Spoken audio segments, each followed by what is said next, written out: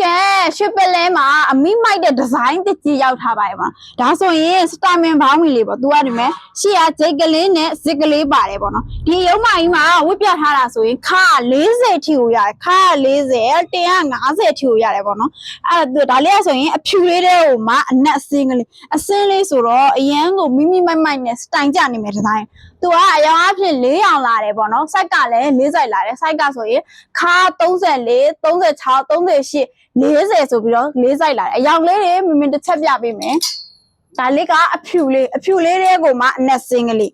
ဒါလေးကကြတော့အနက်ကလေးတွေကိုမှအဖြူစင်းကလေးဒါလေးကငပိရောင်လေးတွေကိုမှအနက်စင်းကလေးပေါ့နော်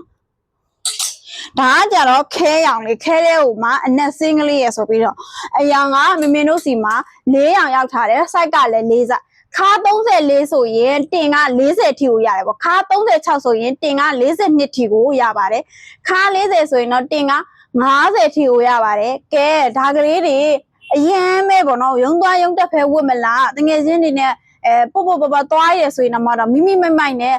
ကိုရီးယားစတိုင်ကြနေမှာပေါ့နော်ကိုရီးယားဘောစီမတွေလို့စတိုင်ကြနေမယ်ဒီဇိုင်းကလေးပါကဲဒါလေးတွေမင်းတို့စီမှာအများကြီး install မရှိရမို့လို့မြန်လာခဲ့ဖို့ဖိတ်ခေါ်လိုက်တယ်နော်ဘိုင်ဘိုင်တလေးတို့ရေ